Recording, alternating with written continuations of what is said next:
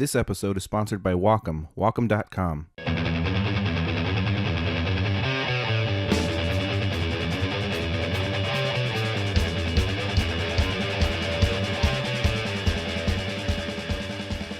I've been using Wacom products for my digital illustrations for 15 years. I prefer to work on a Cintiq, which is an LCD pressure-sensitive screen, which allows the user to draw directly on the display surface. The Cintiq allows me to be able to draw and paint digitally in a way that feels natural and very close to how I work when I paint traditionally. I personally work on a Mobile Studio Pro, which is a travel-size Cintiq so that I can work on the go. And for the studio, I work on the 27-inch Cintiq, which offers true-to-life color on a high-resolution display, giving you clarity and color sensitivity in creative areas like drawing and painting, image editing, 2D, 3D animation, game development, and so much more. I'm happy to announce that Wacom and I will be giving one lucky artist who participated in this episode drawing challenge a Wacom Cintiq Pro 13-inch. Congratulations in advance, and thank you, Wacom. Hello, everybody. Welcome to another episode of Face the Truth. Man, this has been a weird couple weeks. Just as a professional artist, or just an artist in general, I've been, there's always ups and downs as an illustrator. One of the things that's always a huge challenge is, a lot of times we do work and, the deadline's really insane and we do everything we can to get it done on time. We do that, or I do that at least. And then it's the waiting to get paid game. I don't know how many of you out there experience that, where, bills are coming in, you've got all this pressure, and every day you check the mailbox and there's nothing there. That's just the way it is, and it sucks, and the bank account gets lower and lower, and you start sleeping less at night, and you've done the work. And in my case, I'm waiting on a few jobs from a while ago, but that's normal. I'm used to it. I wish I, didn't have to say that I was used to it. It sucks, but it's a part of what it's like. So that's something that I'm going through right now, just trying to, get paid by the man. Some cool things happened though, kind of a cool thing, and I wish it would have went differently, but it didn't, but that's just the way it goes as well. But I was asked to do a cover, my 5th cover for Time Magazine for Person of the Year, and I was asked to do that last week, and I was really, really excited about it, really pumped. I put everything I could into it, and I think it turned out really, really good. I'm very happy with it, with what I did myself anyways. The first cover I did for Time for Person of the Year was the Pope. And actually what happened was they hired me to paint Edward Snowden, and I didn't realize it was for Person of the Year, and they ended up giving me another cover to do because they were so happy with the Snowden cover, and that's when I painted the Pope. And then later I found out that what they were doing is they actually hired several different artists to paint some of the same people, and then that way they're going to choose which cover they want to use. And also, they don't even know themselves exactly who the Person of the Year is going to be because they have to wait for the vote to come in. So even though I painted Edward Snowden and I painted the Pope, that doesn't mean that they're going to end up being the Person of the Year. But luckily in my case that year, they chose my painting, they chose the Pope as Person of the Year, and they ran my Edward Snowden as a full page inside the magazine. So that was really cool. It's one of my biggest highlights, I think, as an illustrator. It felt like winning an Academy Award or something like that.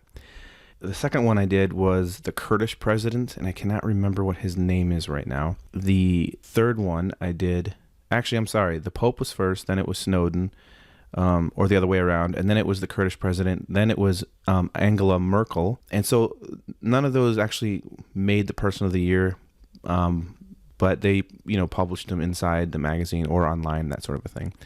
Either way, it's very, very much a huge honor for me. I look forward to any time.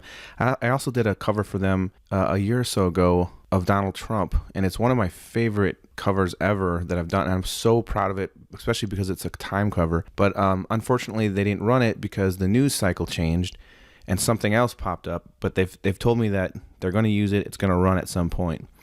So hopefully that runs, because I would really like to show that one. But the one I just did of Jamal, and I cannot remember his last name right now, But it's the journalist that was murdered in October. I can't share the whole thing. I'll share a crop of it here. But anyways, I'm very proud of it. Very happy that they asked me to do it. So it was a great week.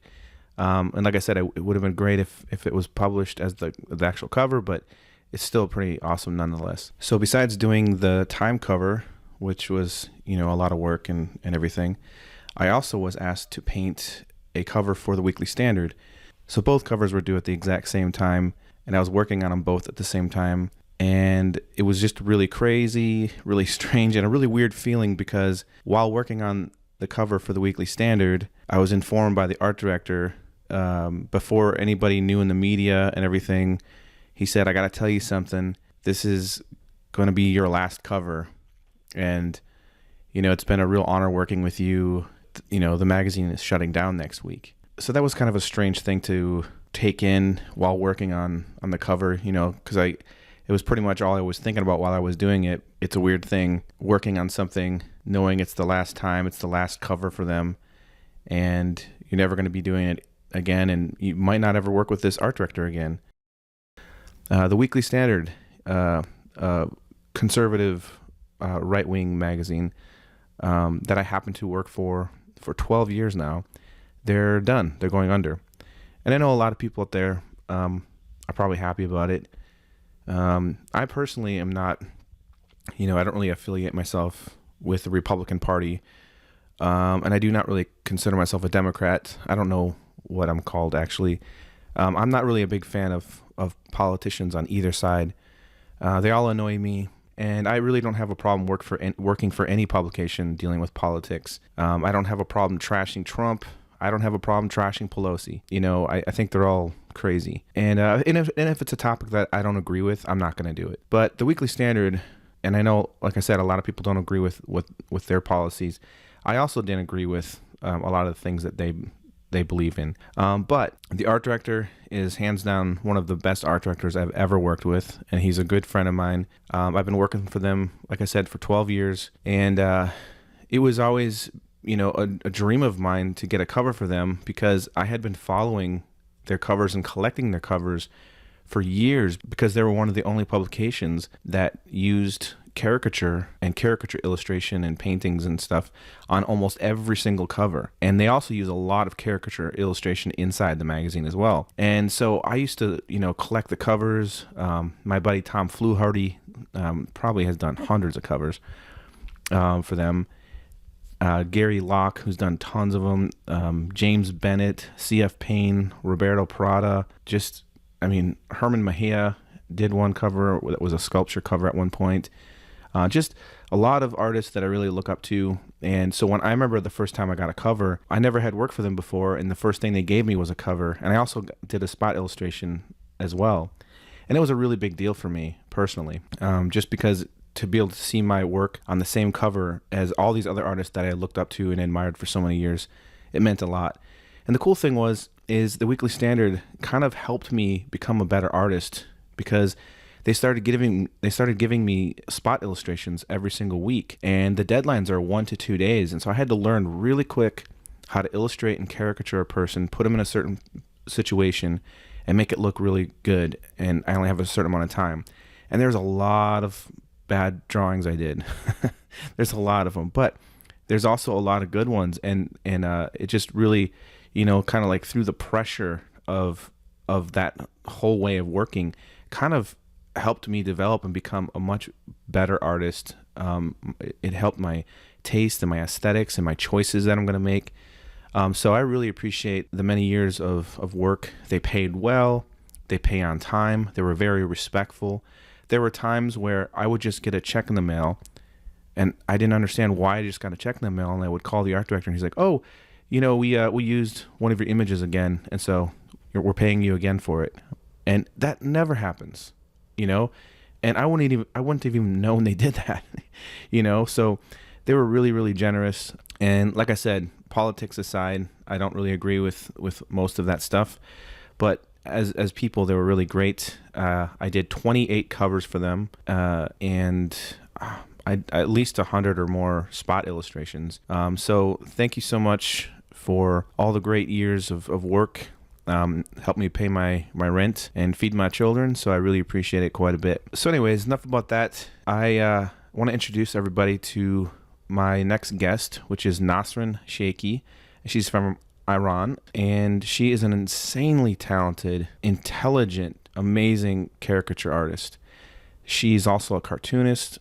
Her technique and style is just, it inspires me. Her likenesses are just amazing. She uses a lot of paper and kind of does like a 2D type 3D caricature where she's, drawing, but also, kind of bringing it off to the surface and adding all kinds of different elements and things like that. And it's really cool to see all her approach and her mind, how she thinks about these different characters. Her perspective is really unique, and her story is just amazing. How it was what it was like growing up in Iran, and what it was like for her to be an artist in Iran, and her transition from making the decision to leave Iran to come to the United States. I think that you're going to find it very powerful, very inspiring. So please welcome the amazing Nasrin Sheykhi.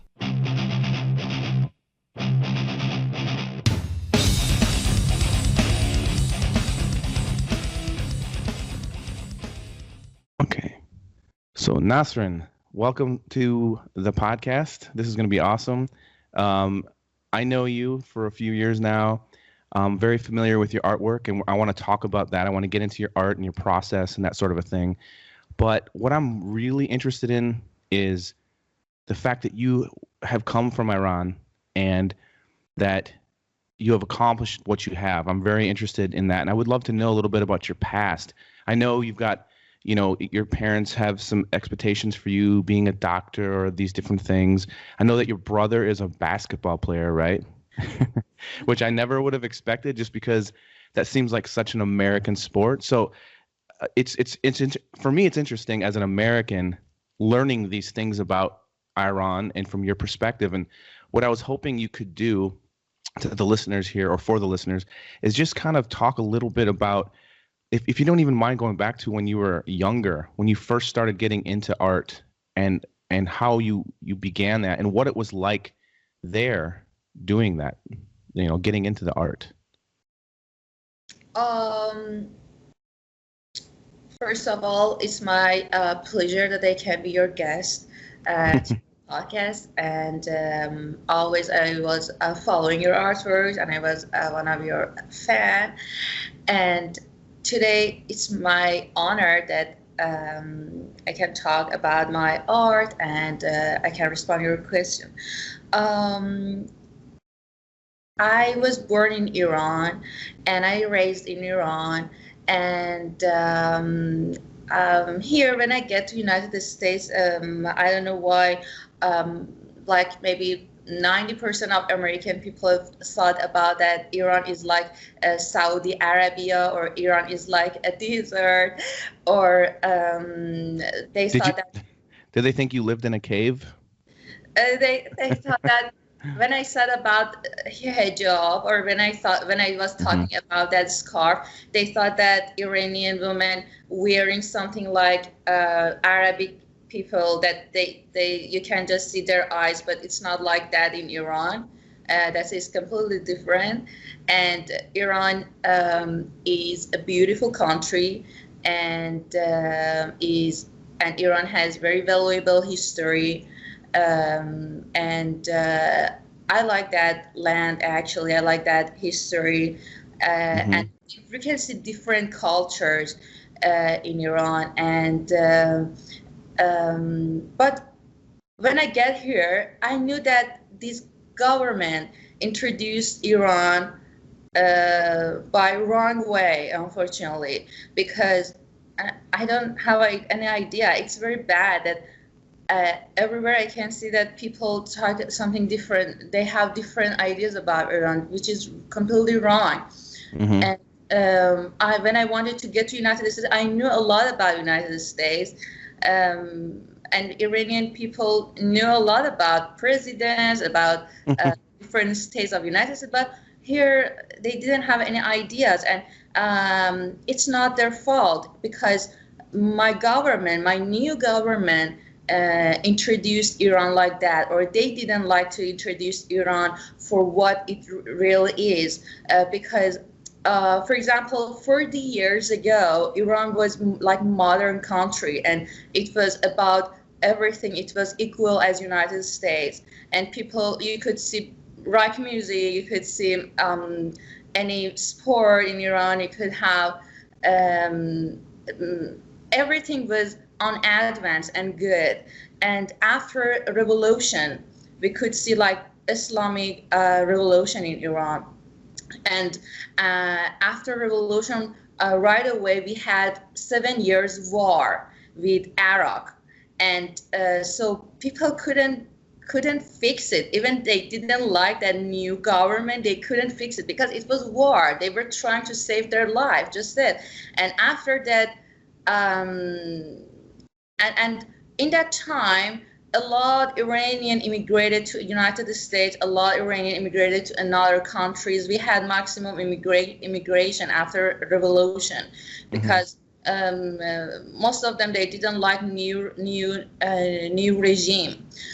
And so after that new regime in Iran, it was not, music was illegal, I don't know, drink was illegal, dance was illegal, art was illegal, and women all should wearing a scarf, and you could see maximum limited for women. While before that, you could see women, they were very free, they were modern, and at the moment, people could see a lot of walls, a lot rules, and so I am 29 and I raised in this new regime, but I know history of my country, and I can see some documentary, I can see some movies, some recording stuff about those times, and then I'm thinking by myself that it was my country. The real one is that, not this one.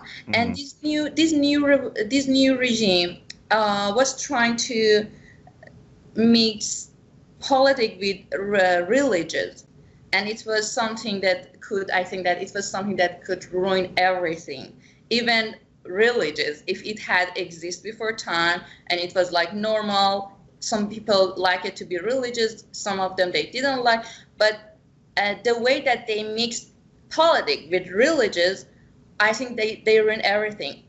And you cannot recognize, okay, politics is that, religious is something else. And for example, when I was 9 in my age, I could see my first rules in my life about a scarf, because in my country, when girls can get like 9 years in their age, they have to, that is the age that they should wearing a scarf, they should follow some rules of that society, that country. And for example, before that I was very free, I was very happy, and but after that I could see a lot of rule, a lot limited. I couldn't play bicycle, I couldn't Wow. I couldn't running in the street like always. I had to wear scarf. I didn't like that. This was an all of a sudden a change that just happened out of nowhere. And how old, you said you were 9? I was 9, yes. You were 9? Yeah. And all of a sudden you went from being this child who was free to ride bikes and do all these different things. All of a sudden everything just changed. Exactly. And then I could That's see crazy. that, exactly. And then I could see that my brothers, they were still free. They still free like their childhood's time, but the only person that had limited, it was me. And I was thinking by myself, why me? And then the response is that because you are a woman. And it was the first unfair response in my whole life that I could hear, because I am a woman, and I still cannot understand it. And the reason that I didn't like to stay in that country, because I hear that million times in my life, by anything, by any activity, even caricature, even in the field of my caricature. I remember when I was 18, no, when I was like 15, I had I could see president of caricature of Iran. And we had a meeting, and it was my first time that I could see a professional caricaturist that had a lecture. And it was interesting for me that when he was starting to talk, in that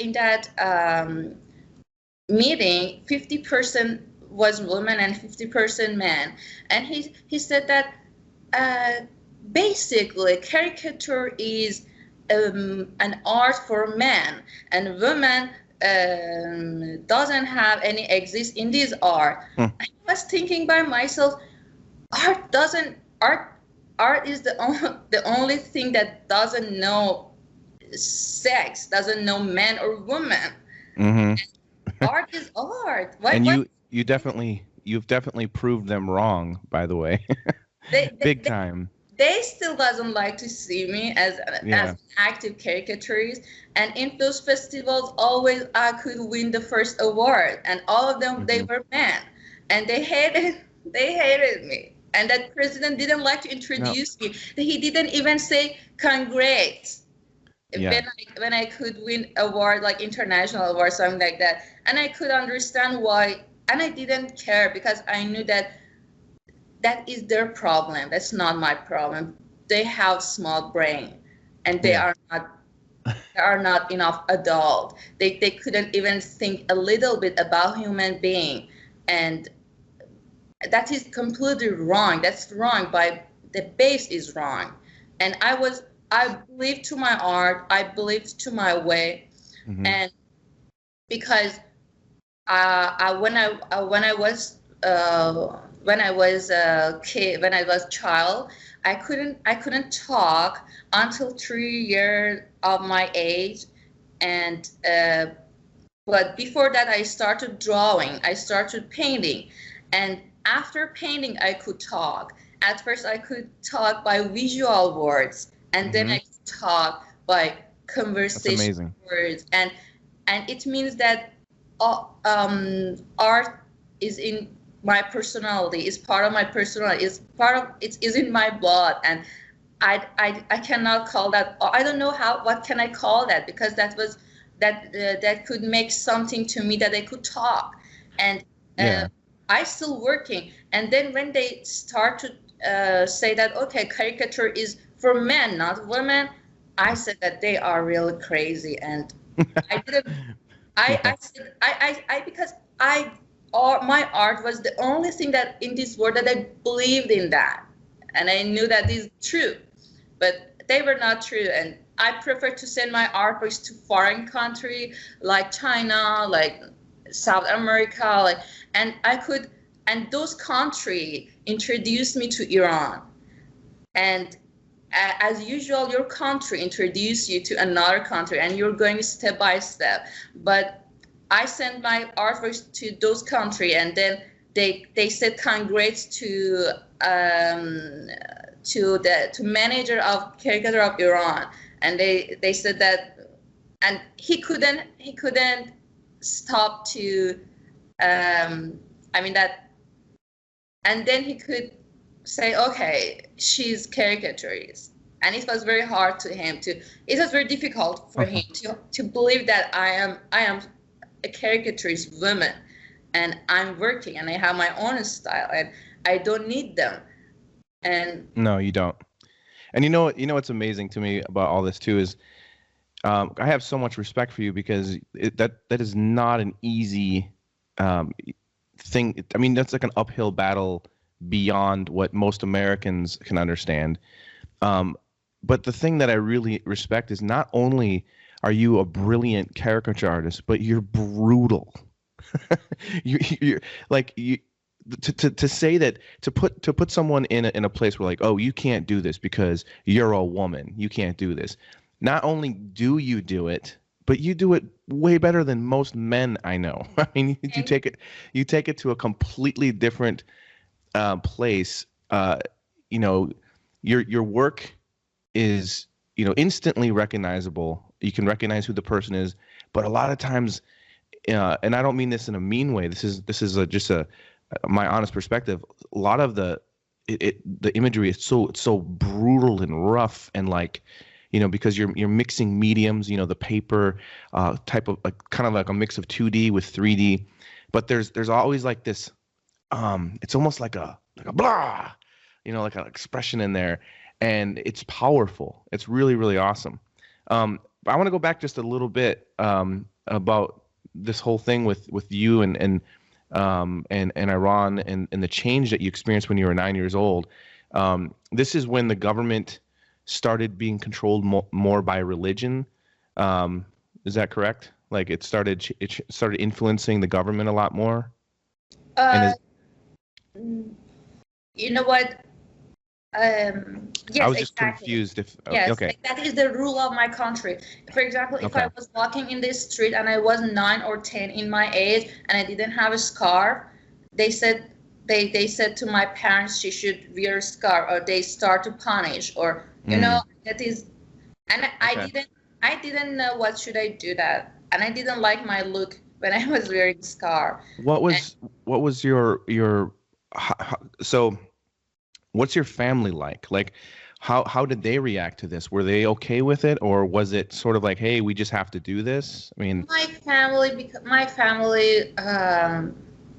didn't like to go in trouble with that government, because scary. Yeah, that is scary. That is not joke. That is. But just for a simple just for a simple thing like a scarf, you can go for jail. Just a simple thing like your idea, you have to punish, and you go to jail right away, and that's like that, and it's not interesting. So my parents told me that as long as you're living in this country, you have to follow these rules because you're living in this country, and you don't want to go in trouble, right? So I had to follow something. And recently, for like maybe 3 or 4 years before my immigration, my friends called me, okay, we can go to the party, we can go get out. And I didn't really like to get out of home. Always I was at my room, and I don't know. I don't know what can I call that. Maybe part of depression. I don't know. But anytime when I went outside, I felt that I was afraid that maybe somebody now wanna tell me that you have to cover your hair. Maybe somebody wanted to tell me that you're wrong, and I was afraid because I could see a lot of my friends, they get punished about that, and I prefer to stay at home and make my connection with my friends from internet, and I start to painting, and I could fill my spare time at home, and I didn't interest to get to the city, and everything was wrong in my opinion. The economy, the politics, the religious people, the psychology of each person, the way that they were driving, and they all made me crazy. And I was trying to find just one positive thing. I couldn't do that because I don't know, maybe because I am caricaturist. I'm cartoonist too. I have critical perspective. I could see them.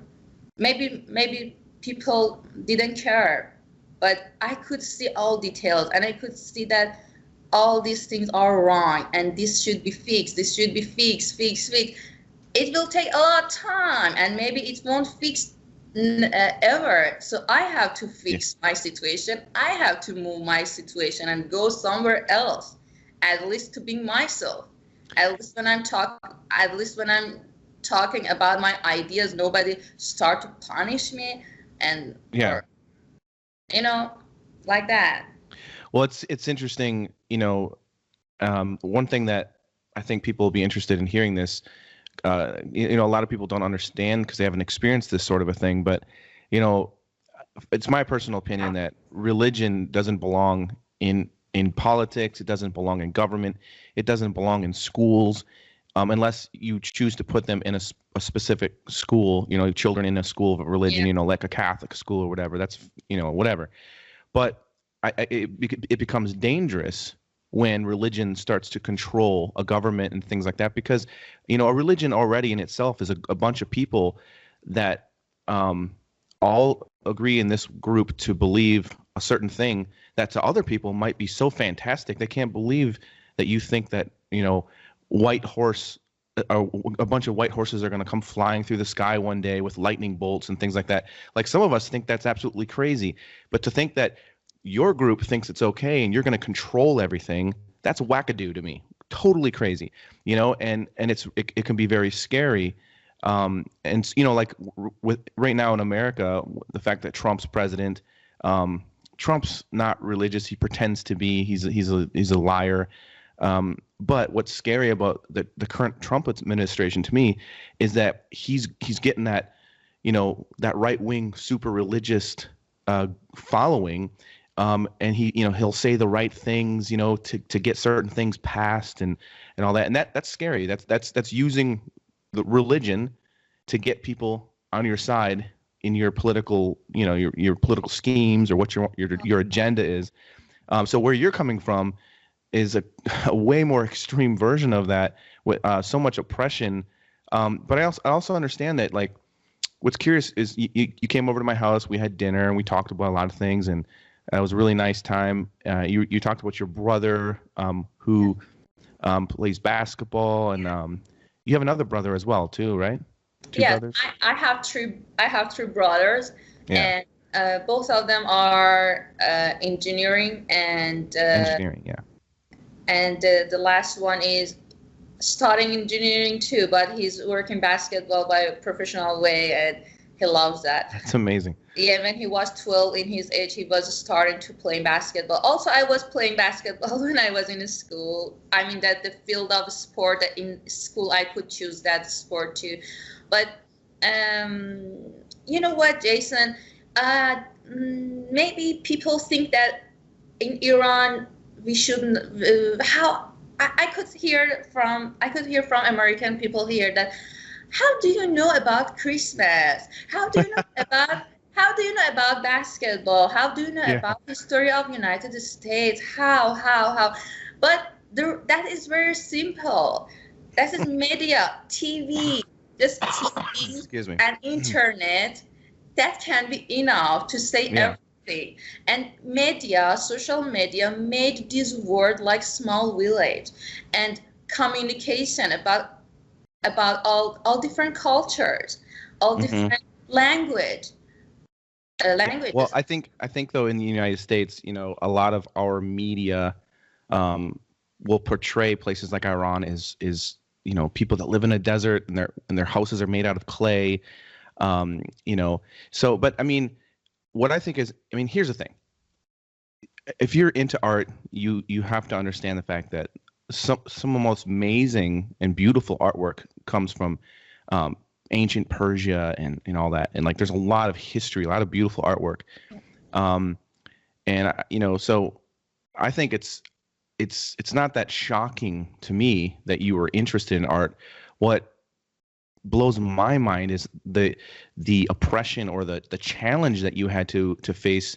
You know, here's the thing. There are a lot of artists in the United States that don't have the sort of success or recognition as you have with your work, and you know, they never had the kind of challenge really that you've had to face.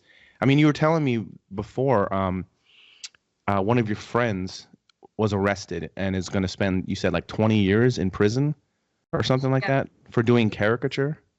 Oh yes, unfortunately we had, like, maybe 10 years ago, we had a green revolution in Iran, because we had a president that name was Ahmadinejad, and nobody liked him, and nobody voted to Ahmadinejad. And in that time I was a student in art school, and I remember that we had a lot limited. I remember I was painting in the yard of that school, and I put a green color in my painting, and a woman got there, a security woman. She told me that you should clean this green color. I said, why? And she said that because you want to say that you are with all those revolution, all those people that wanted to make revolution recently, because they had a symbol, that symbol was green color. And so we had a huge revolution, and they didn't want that government anymore. But what government did to them? They killed their own people by gun, by car, by everything. And then I knew that, I felt that a government that don't feel bad to kill these people, and most of them, they were open-minded people. They were like professors, they were like great students, and in knowledge, in art, in philosophy, and they put a bunch of them in the jail. They put a bunch of them, just they killed them and tortured them. And we had a lot of immigration people from Iran to United States or in other countries again. And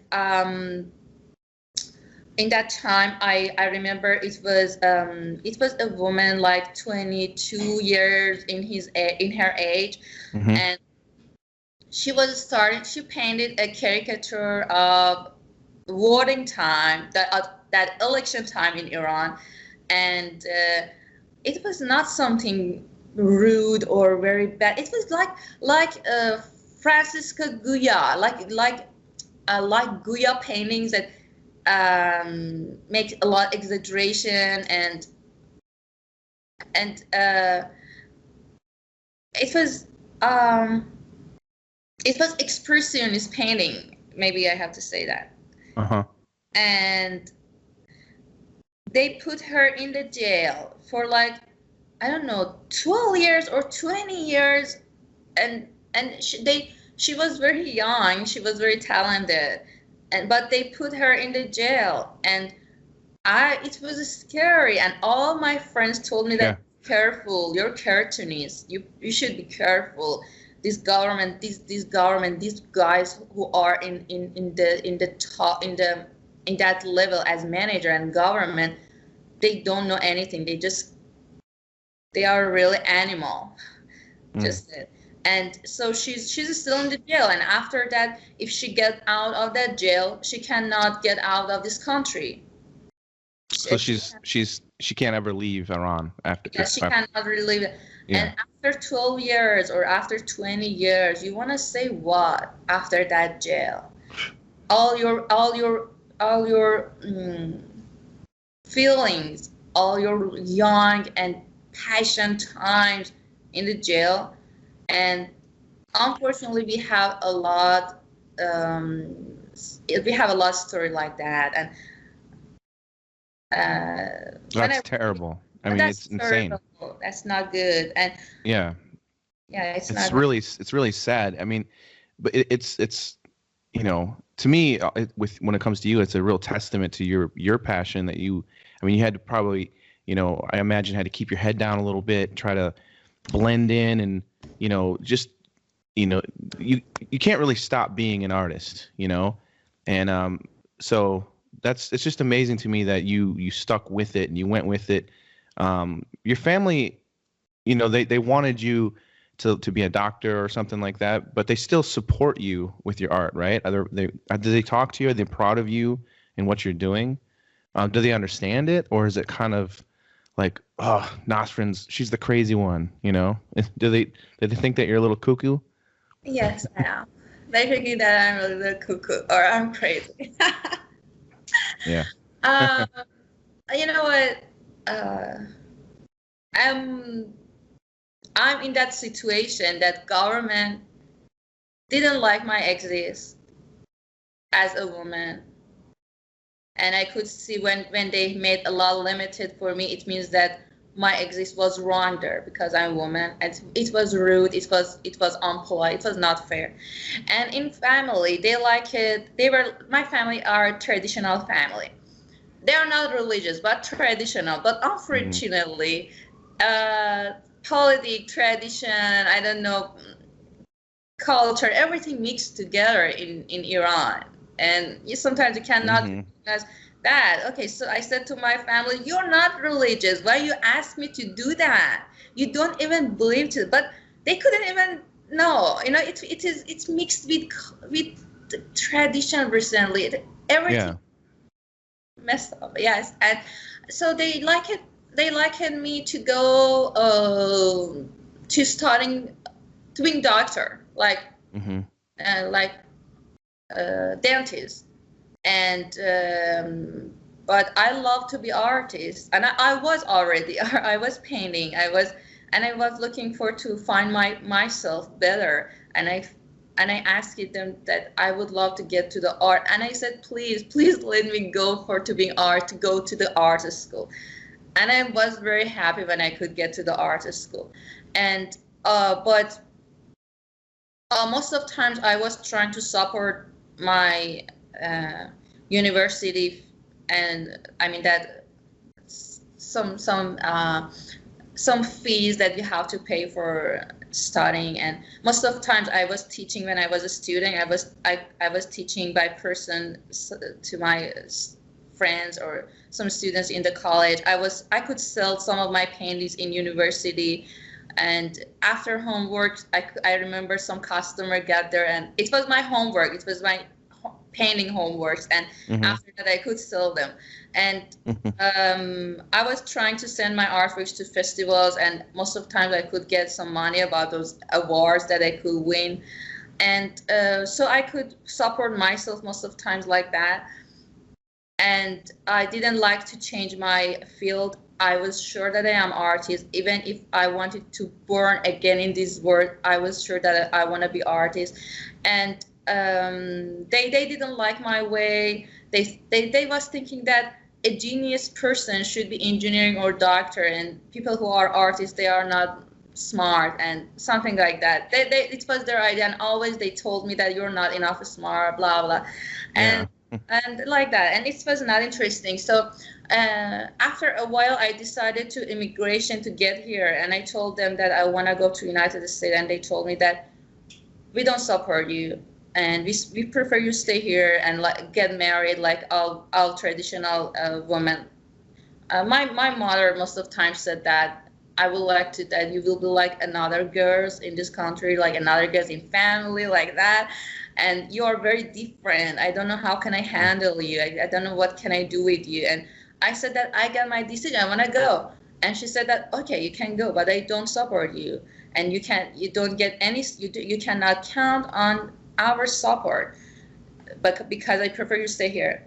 So when I found a job in engineering company. It was not related to art, but I was working hard like couple years, and I could save money. And then I was working on my case to immigration to United States at the same time in that time. And so I could immigrate here with no support, and they still don't do any support. And I disappointed their support when I was 18, actually, when I went to University of Art, and I don't expect their support. It's enough for me when I can see some artists like you or some nice friends admire my way. That is the best support for me, and that makes me very powerful. And the best support for me was like when I sent my resume to an American lawyer. He didn't even hear my voice. He didn't even know who am I. But when he was watching my resume, he respected to me, and he trusted to me, and he did all my legal way to take me here without any fee. I didn't pay his fee yet. I'm working on it, and he is still with me. He's still calling to be sure that I am fine. That is a real support for me. That means something. Yeah. And it's amazing. I don't expect from some people in my country or family that they really don't know. I don't want to blame them because they raised like that, and they don't want to know that, and so I don't want to waste my time to teach them, to tell them this is me. And when I moved here, they were in shock. Wow, how did you do that? You didn't we didn't you didn't get any money from us. You didn't How did you do that? And when I get here, I send my interview to them, and then they can understand what I did in those times. Yes, I mean that's what I was going to ask next is you haven't been here that long, but you've already had a couple really big shows. You had a really nice show in New York. You was it the New York Times that wrote about you? Yes. And so you've gotten in the Huffington Post and Yes. and it's all well deserved, but that's got to be amazing. I mean, what was it like for you to like what was it like when you sent that stuff to your parents? Were they just like, what's happening here? Because I mean, that's a really awesome experience that that was only like a couple months ago, right? Yes, Jason. I want to be honest with you, and I don't be afraid to be honest and say about my real story of my life or anything, and because that is real. You know what?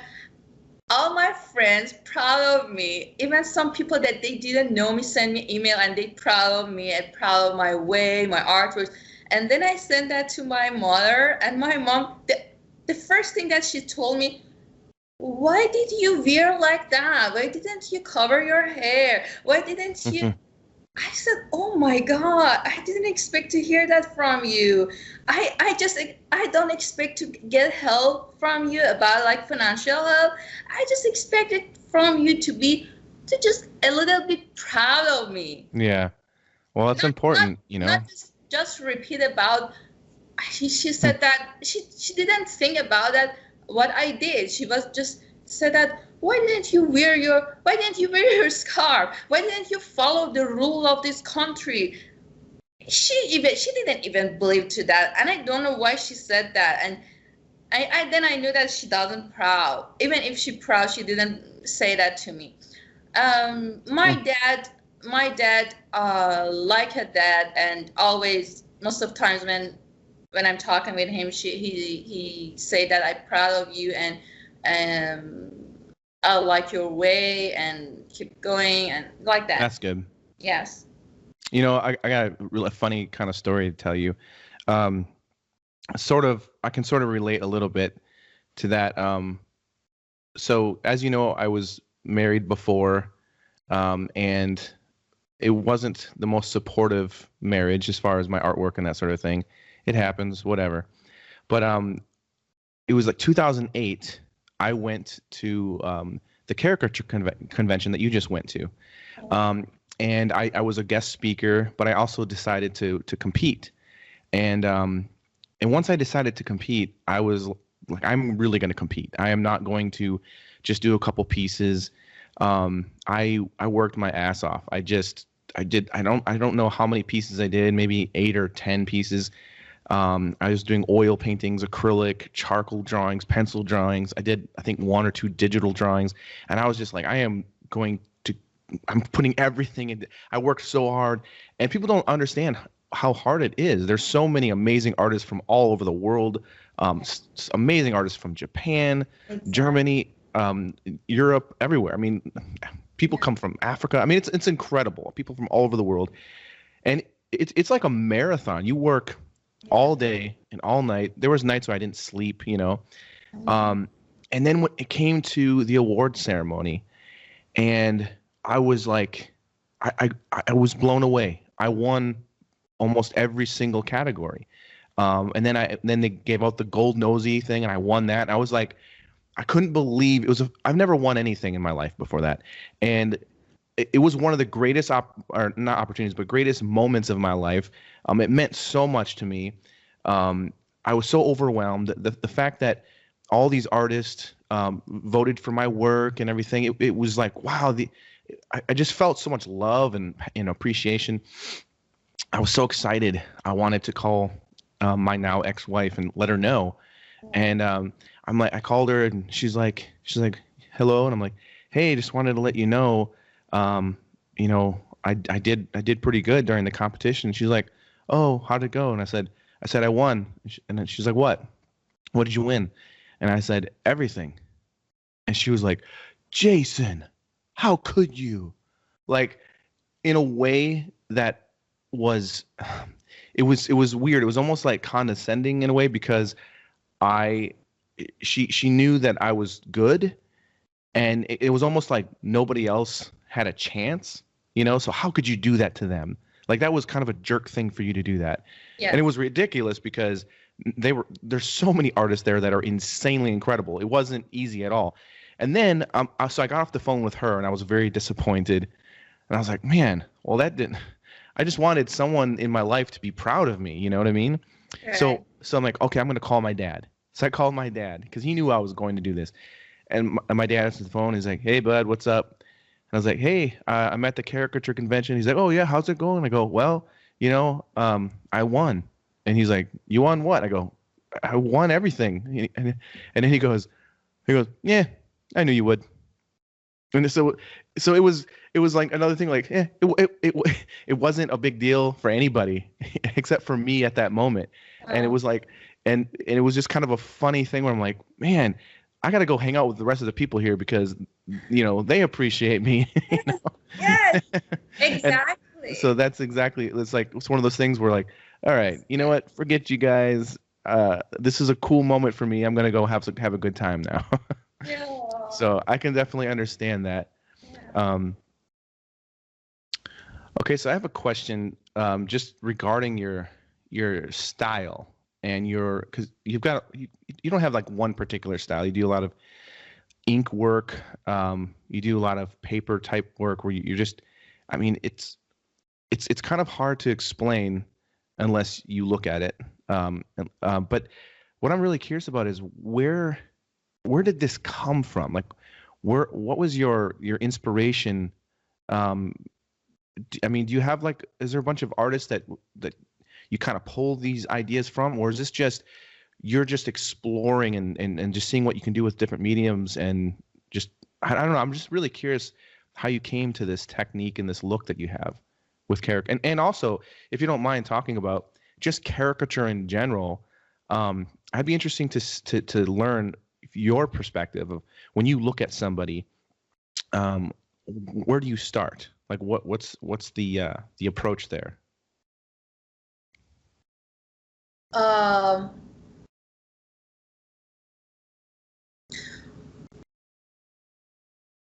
I always was working. I always was painting, drawing,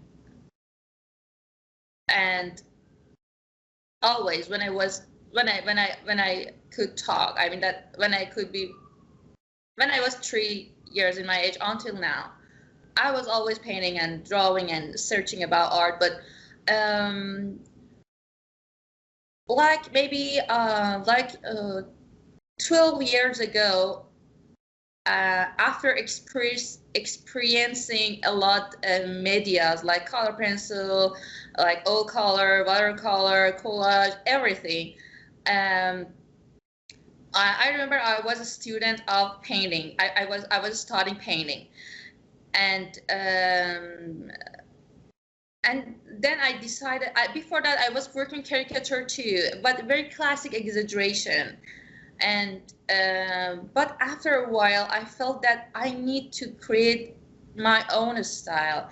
I don't like to sign my paintings always and mention that it's me, and people should see my signature to recognize who am I. I prefer that my art could be signature of my name, and Mm-hmm. even if I don't have signature. And it was my wish that one day I could find that, and I was researching a lot about that.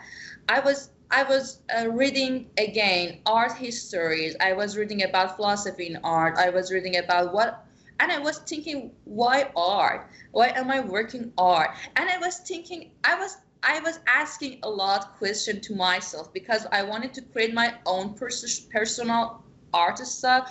So if I want to create my personal stuff, first of all, I should understand who am I. I have to Mm-hmm. understand my character, what I like, what I don't like, where am I living, how did I raise, and anything.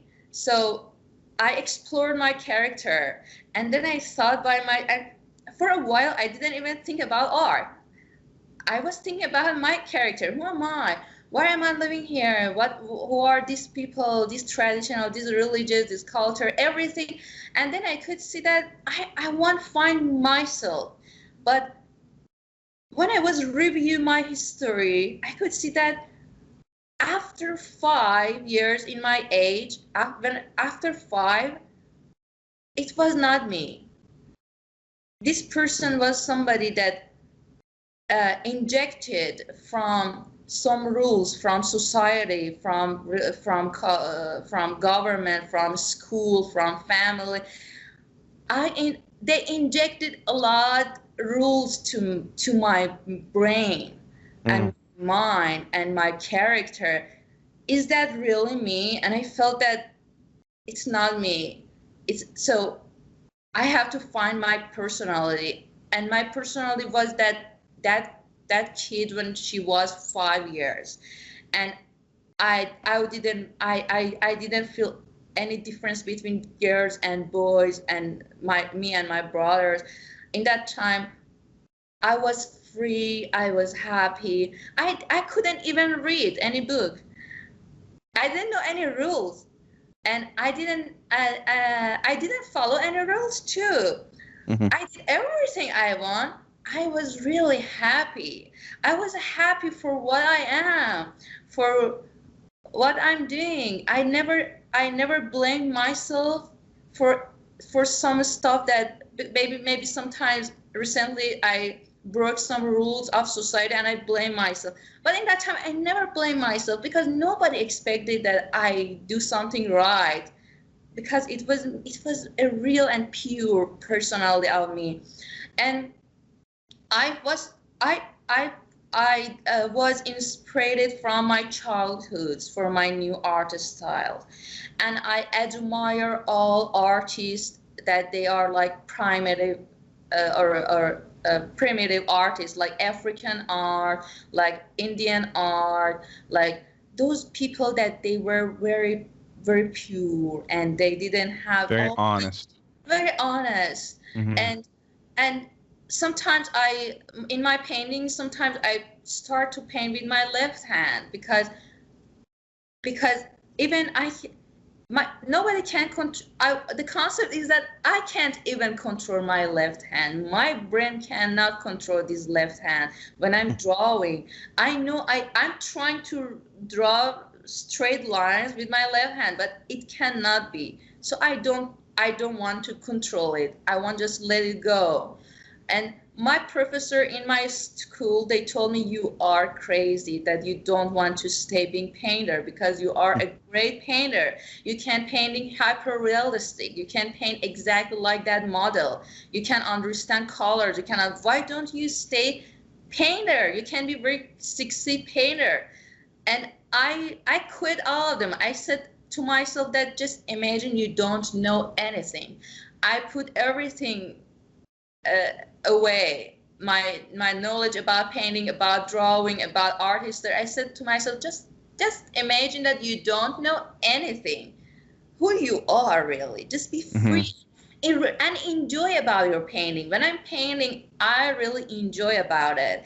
When I put a red color, blue color, when I draw by ink, and the way that I'm working, when I cut some paper with no eraser with my hand and just stick that on another paper, I enjoy about it.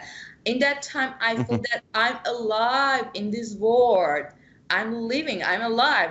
I have exist in that time, and I felt I enjoy about it. So that is my art.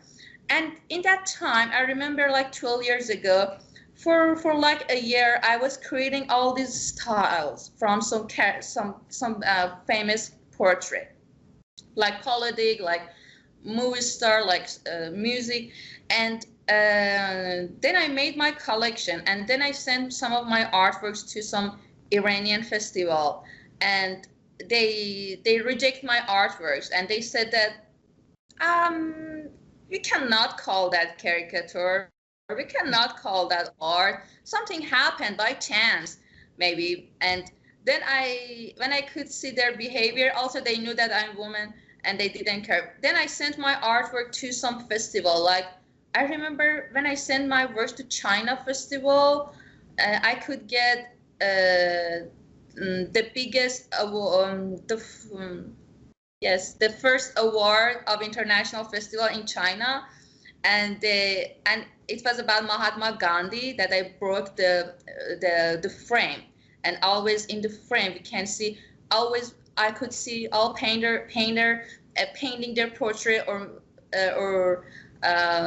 they made their composition in the middle of that frame, but I wanted to break the frame, and I was thinking why nobody do care about the edge of frame, and we all trying to I wanted to make new style and break some rules, even some rules in art, and create a new rule in art, because because my wish was to break some rules from society of my country rules, and I had my own rules, and my lifestyle could influence on my art, and I influenced my art style from the way of my society and the way of my country, that how they made a lot rules and walls around me, and I wanted to break all of them.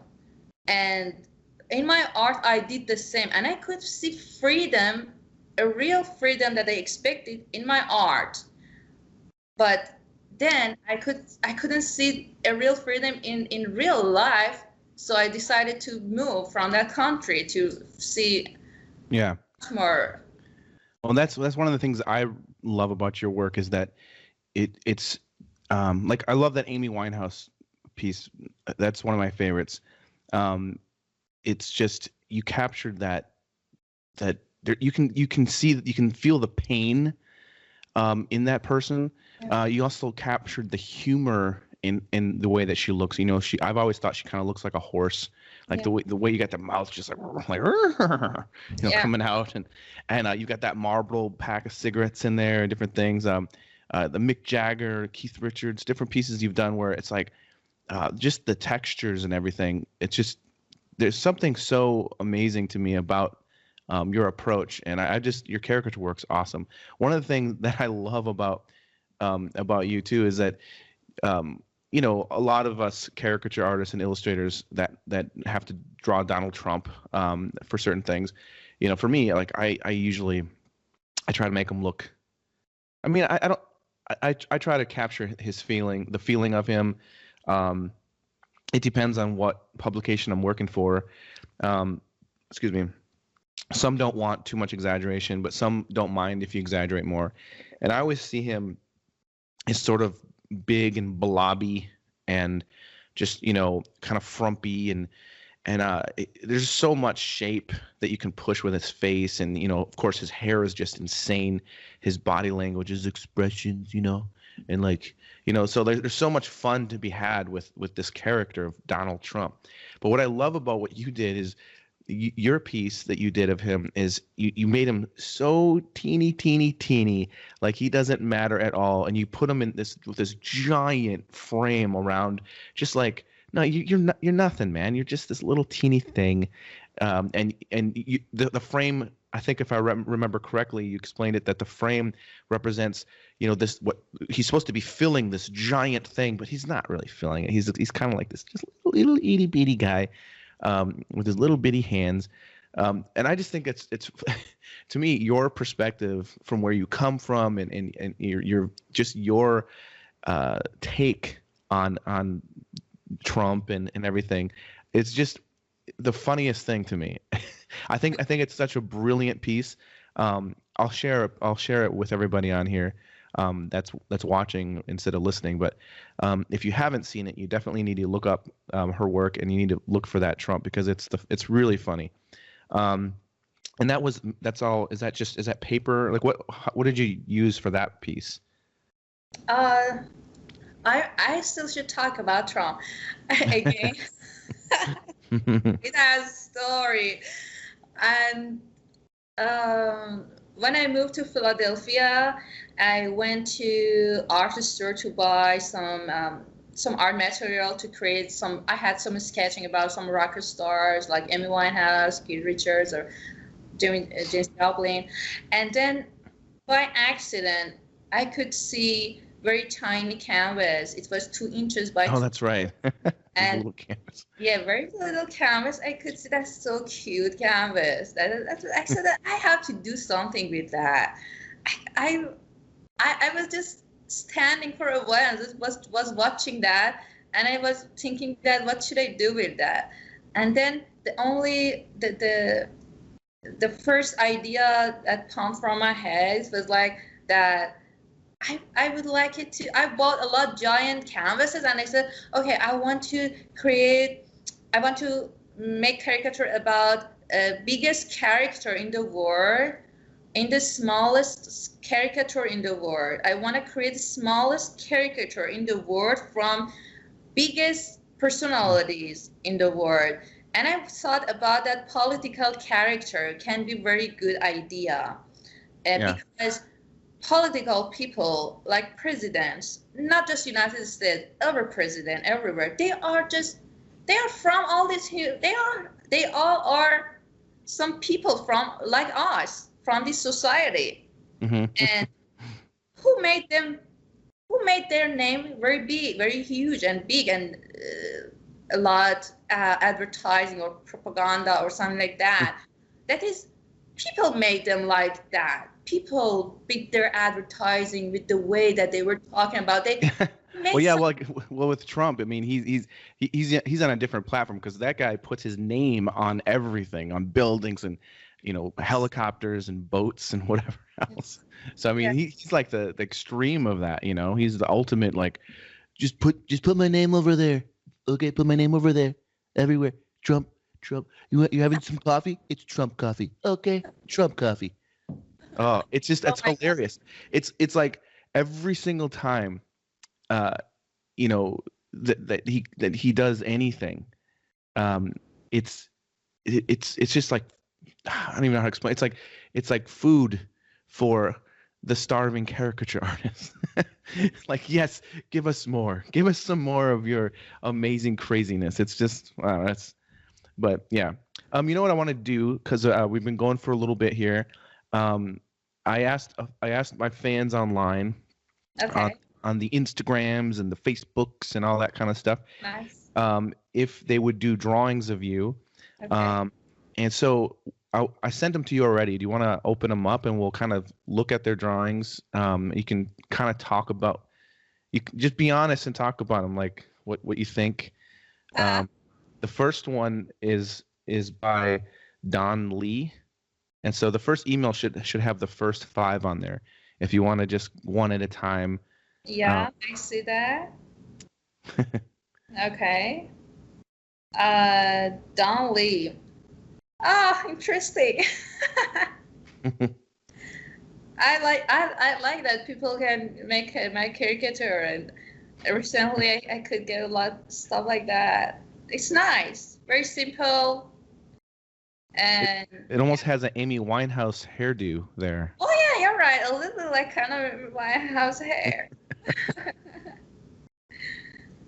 And hold on one second. Let me click on this so I can see him too. Oh yeah, so the next one is by Christian Cohen. Oh yeah. I thought it was kind of cool looking. Yeah, I like it. I like the way that I like that lines. That I like it.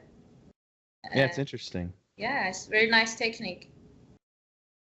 And everyone's choosing the one with the hands there. The next one is Miles Miller.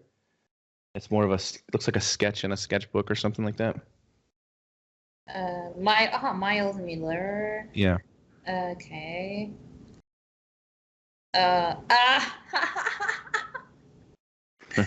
Oh my god, that's funny. And a good technique too. Yeah, it's fun. People are gonna get a good reaction, I think, watching you. Yeah. I like this one a lot. Number 4, it's Laurent Grossat. Sorry, I saw that number 4 at first, not that Oh, sketch. okay. Okay, Okay. that sketch was good, but this number 4 is really nice. Really good. I like this one a lot. I mean, it can almost like, Right. it almost looks like you're about to say, good. That's Uh, good. That's so good. yes, yes. I don't know. There's something about the expression with your eyes and your mouth. Yes, That's good. Yeah. yes, when I'm excited and I'm I'm in shock about something. Yes. So the fifth one is by Ben Rudnicki. Another one with the hands up. Everyone likes that one. Oh yeah.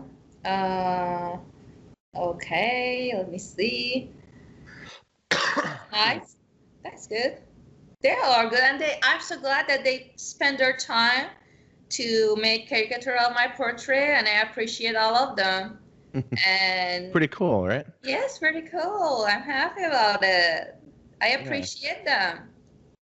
Thanks. Um, so the sixth one, I don't know if you have to open a different email, but the sixth one is by Paul Hodgson.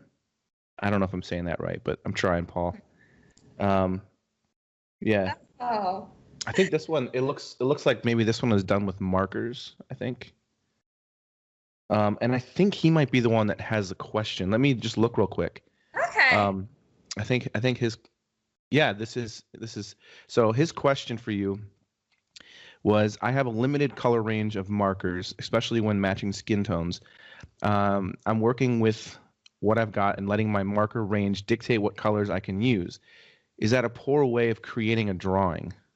And then he said, I draw pencil outlines first, then brush pen outlines, then erase the pencil before color. Does this make my work suffer by not blocking in the colors first? And he says he's working on developing my skills on paper before getting a Cintiq. Am I limiting myself too much? Um, I can answer him as well if you know, I don't know what you think about his question, but I think that I think that is not. I think that is right. And at first, as usual, if I want to do something, I start to sketching and then start to ink, and then if it was necessary, erase the pencil and then start to put my color sometimes. Or you know what? Because I broke many rules of painting. I try many different styles. Sometimes I do something different, but if his question was about classic way, and maybe you could respond better. well, yeah. What I was gonna say to Paul is that, first of all, there really is no right or wrong way. You know, experimenting and trying different mediums is an important thing as an artist to do. I personally don't work with markers. I have before, but it's just not really my thing. What I would recommend is, I would recommend trying different mediums like watercolor. Watercolor is a lot of fun, and you know, painting with acrylics, oils. I think pastels are fun. But as far as the marker thing goes, you've got a limited range of marker colors for your skin tones. Um, I'm not quite sure what to say because, to be honest, when it comes to, for me in painting, there's no such thing as flesh tone colors. Um, I use a very limited palette when I paint, and with that palette, I can get any kind of range basically that I want of color. You know, for example, to get flesh colors, I use reds and yellows, some blues, some black, you know, and I mix until it feels right, until the temperature's right, the tone is right, and that sort of a thing. Um, as far as your question on working on developing skills on paper before getting a Cintiq, um, you know, again, I think as far as that goes, painting digitally is a really awesome way of learning. You know, learning how to paint. You can learn a lot quicker because, you know, it's a lot easier to mix your colors and that sort of a thing. So you can kind of learn how not to do things a lot quicker when painting digitally. So I don't think your skills with markers are really going to affect how well you do on a Cintiq. But again, I would say go back to the traditional medium. Draw and paint as much as you can traditionally, and if and when you do work digitally, you're going to be much better. Your work's going to be stronger and better, because there's nothing like what Nasrin was saying before about just the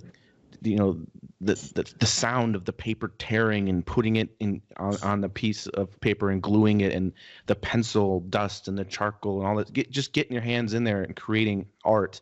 There's nothing like that, and from that experience, moving into digital, it can only make your digital work that much better. So that's what I would have to say. Perfect. So let's go back. I think there's like 4 more. The next one is by Tomas Madasi, which I think is really cool. Did you see that one? Yes. Oh yeah, nice, beautiful. He did an exaggeration a lot. He did do something, but it's nice. Very nice colors, beautiful tanks. This one's pretty funny and interesting. The next one by Michael Hodson. Oh, Michael Hodson. Oh Yeah. I know him. He's my friend in Minnesota. Yes. It's awesome. And he's a good caricaturist. Oh wow. He has some subject. Oh my god. Look at that. From the left part, can of Pringles and box of Marlboro and some trashes going to this ear, and then they exit like music there. Oh my god. And peanut butter up. Oh my god, that's so funny. I like that subject. Yeah. So is there a hidden story here? Like, what's with the peanut butter and the? Is this like an inside joke? You know what? When I was in Philadelphia, I took some picture from the progress of my work to him, and I sent to him that I said that, hey, watch this, for example, this statue in this stage and the next stage, and in all my pictures, the peanut butter of Peter Pan peanut butter was in the background in all pictures. And after a while, he told me that I don't know why peanut butter of Peter Pan is everywhere. And we made joke about that. And now he painted that peanut butter again in that frame. It was funny. That's awesome. Yeah. Well, you're awesome, Michael. This is cool. Yeah. So the next one is by Emma Cartwright. And I think she did one for my first podcast. No, she did do one. Yeah, she did one of Daniel Arriaga from Pixar. So this is the second one that she's done. So it's pretty cool. Oh, really nice. Emma Cartwright. I love it. Yeah, I think she. Oh, so she nice. Got your expression there. I like that expression. That's me. You're like, huh? Huh? What? Yes, exactly. What? Or you know what it looks like to me? You're like using the restroom and you didn't lock the door and someone just opens it and you're just like, oh, huh? Wait a minute, come on now. Oh my god, yes. Like, huh? I don't know why I thought of that. I just thought it's funny. The last one is by Alberto Santiago, and this was a last minute submission. And I don't know. I think that's I can't tell if that's traditionally done or digitally done. I can't really tell. I think that is traditional. Like pastels or something like that. But it's pretty cool that everybody that pitched in. So thank you to everybody that pitched in.